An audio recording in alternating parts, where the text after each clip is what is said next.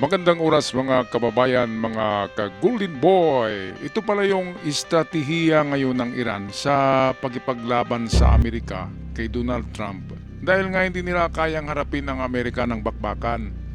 Kaya ito na yung kanilang estratehiya na ngayon ay sinabi na nila nadulas ang dila na ang kanilang estilo daw sa pagipagyera ngayon sa Amerika ay ang magtago ng magtago sa mga lungga na ginawa nila ng mahabang panahon para hindi sila matamaan ng mga missiles. At ang kanilang dito, ang kanilang target, ang kanilang purpose ng pagtago hanggang sa mawalan sila ng hininga sa kakatago, hanggang sa wala ng kuryente, wala ng tubig sa kakatago, di ba? Baka magka-ulcer pa.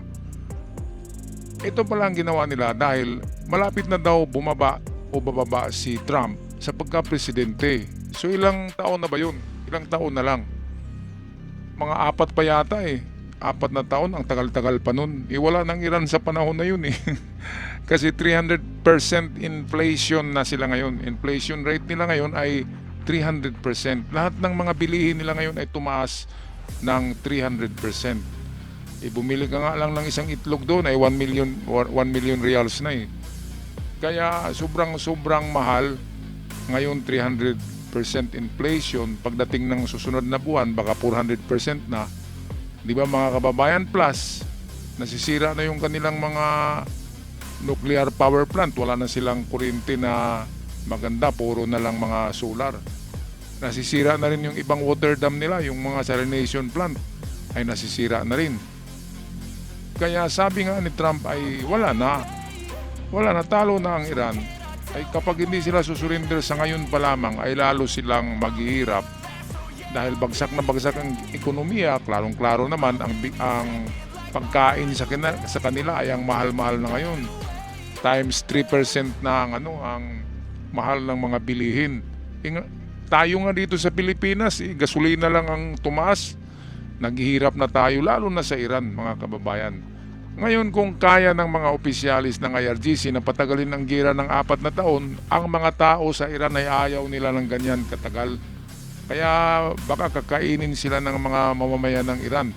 Itong mga IRGC officials na ang taas-taas ng ego, ang laki-laki ng mga ego, pati buntot, ay ang laki-laki pa, pati sungay, na ayaw talagang sumuko dahil napakalaki ng pride ng mga taong ito. Naghihirap na ang mamamayan dahil sa inflation rate nga na nandyan sa Iran dahil nga na-sanction sila Grabe, anong klaseng mga tao ito? Kapag boxer ka at na-knockdown ka ng kalaban mo, talo ka na niyan. Talo ka na. Sila ilang beses na na-knockdown tapos sasabihin pa rin nila na sila yung nanalo. Kakaiba rin tong mga tao na to. Okay, so meron tayong hiram na video dito sa Firepost. Ito'y balita tungkol sa estratehiyang ito ng Iran na ginagamit na ang sabi ng Tehran na the time is on their side. Nasa sa kanila daw yung parang swerte. Nako, talaga naman kung magsalita ang mga tao ito puro fake news. So ito ang video atin panoorin courtesy ng The Firepost.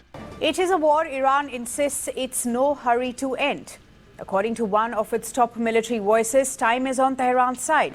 And now comes a new warning. This one is aimed directly at America's military presence around the world. All this as President Trump claims the Strait of Hormuz is already under U.S. control. A claim Tehran flatly rejects, and as the standoff drags on, Iran is looking to strengthen friendships of its own. In an interview with PBS NewsHour, a senior Revolutionary Guards advisor suggested Tehran could prolong the conflict until Donald Trump leaves office. One way is to prolong this war until we get to the next term of the presidency and cause attrition, so that if anyone else wants to attack Iran, they will know there is a cost. Well, in this war, patience has become a weapon and the pressure on Trump is only growing. At home, his approval numbers have been slipping and now a bigger test is on the horizon, the November midterm elections. With his popularity under pressure, Trump has reportedly backed off threats to escalate the war in search of a decisive victory. Nako, itong mga Iraniano, napakagunggong talaga, palibasa, hindi nag-aaral ng mga universidad Ang pinag-aralan niyan ay sa kanilang sariling mga eskwelahan lang ng mga terorista at ang mga subjects ay about terrorism and how to terrorize people and to kill people. Ganon yung mga turo kaya bubo, mangmang. Ilang taon na ba, tanong ko lang mga kababayan, ilang buwan na ba ang gera diyan sa Iran? Nasa 5 pa yata, di ba? Pero hindi pa yan umabot ng 1 taon pero wala na, wasak na ang Iran. Ngayon, kung magpatuloy ito hanggang 1 taon, 300% inflation ngayon, ay baka magiging 500% inflation rate.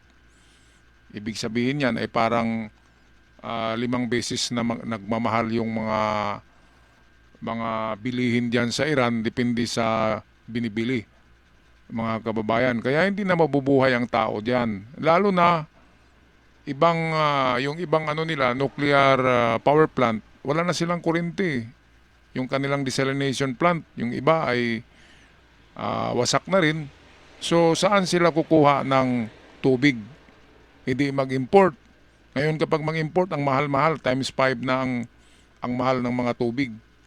Kaya hindi aabot ng 1 taon, patay na ang mga tao dyan sa Iran. Yung mga mayan dyan, wala na, magka-kidney na yan. Dahil wala ng tubig na iniinom, wala ng kidney cleansing, wala na, papayat ang mga tao dyan, magka-kidney pa, at kung ano-anong sakit. Dahil sa nagtitipid na palagi, wala ng ulam wala ng pagkain. Di ba magiging one day, one eat na lang sila. So anong mangyayari?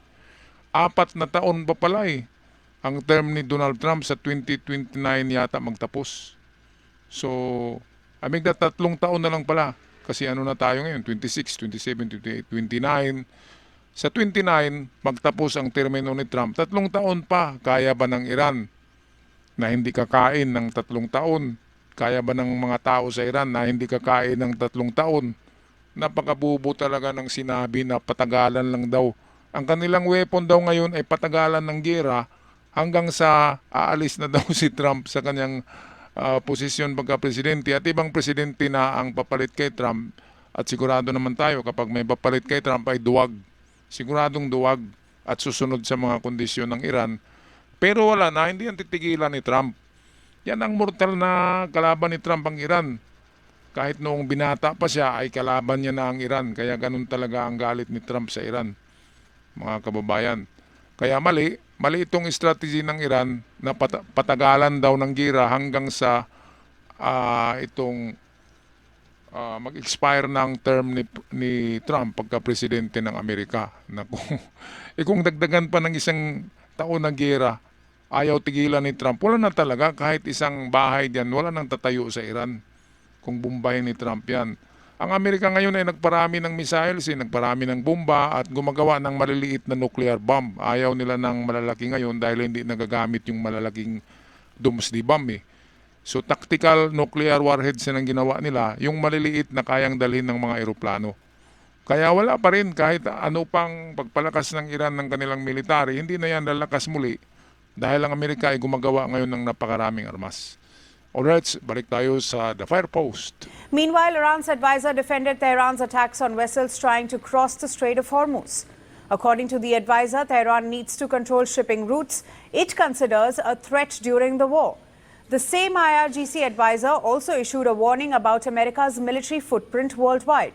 He said if the US ever used a nuclear weapon against Iran, American bases across the globe could be seized the very next morning. He insisted Iran does not need nuclear weapons of its own, claiming the values of its Islamic revolution are spreading regardless.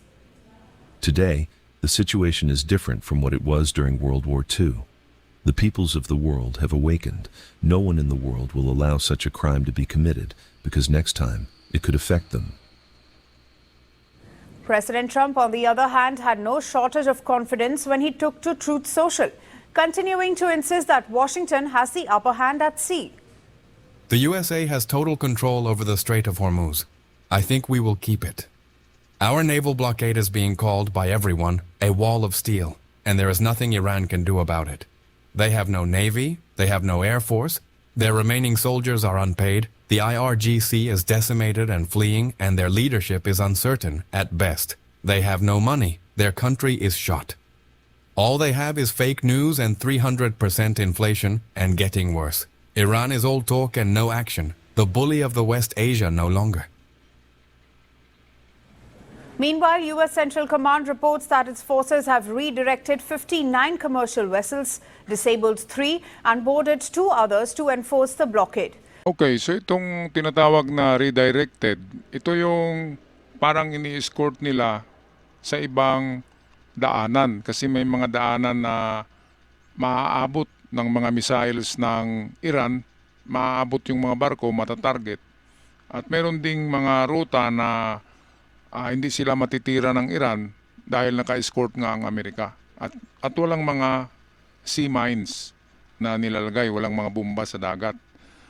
Kaya akala ng Iran na kapag tatagal daw ang giyera ay maubusan daw ng budget ng gasolina yung mga aircraft carrier. Talagang mga gunggong. Walang gasolina, walang krudo ang mga aircraft carrier ng Amerika dahil yan ay run by nuclear power. Naka-nuclear power yan eh. Yung submarino nila ng Amerika, nuclear power submarine, yung sa Iran ay diesel made in China. At yung kanilang, kung mayroon man silang mga barko, lumubog na nga eh, nagiging bahay na ni SpongeBob. Wala na, kaya wala silang Navy. Yung Navy nila ay mga mosquito speedboats ang tawag. Mga speedboats na may mga machine gun at mga maliliit na missiles. Kaya itong weapon nila na sabi nila meron tayong bagong weapon, ito yung patagalin natin ang giyera hanggang sa lalabas na si Trump sa pagka-presidente. Mali. Maling-mali na mga presumption yan dahil 3 taon pa lalabas si Trump pagka-presidente. Ngayon nga lang, limang buwan pa ang giyera, wasak na ang Iran. Lalo na kapag 1 taon. Ano kayang mangyayari sa Iran kung aabot pa ng 1 taon yung giyera, naka-blockade yung Amerika eh. At diyan sa pag-blockade ng Amerika, kumikita ang Amerika diyan eh. Kanina, binalita, di ba, merong 5 na hinayjack ang Amerika, mga vessels ng Iran. Sinabi ko na hinayjack kasi nga, kinuha ng Amerika yung gasolina, yung karga ng mga krudo. So, in simple terms, parang hinayjack na rin. Kaya nagkapera ang Amerika diyan dahil sa mga Iranian oil tankers, vessels or ships, ay iniembargo yan ng Amerika at milyong-milyong dolyar ang laman yan eh. Enough na yan para isweldo sa mga US Navy, US Marines, US soldiers, at gastos na rin pang repair ng mga nasirang mga eroplano, di ba? Mga kababayan, kaya habang tumatagal ang giyera, lalong nababaon sa hirap ang Iran dahil ang Amerika ay kumikita sa mga hinaharang nila na barko ng Iran na lumalabas.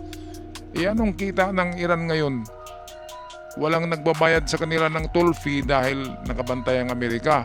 Kaya yung nagsabi na gunggong na Iranian official na habang tumatagal daw ay matatalo ang Amerika at pagkatapos ng termino ni Trump ay ibang presidente na ang maging presidente ay pwede na nilang takot-takutin yung ibang presidente. Paano matakot? Mahina na nga sila ngayon eh.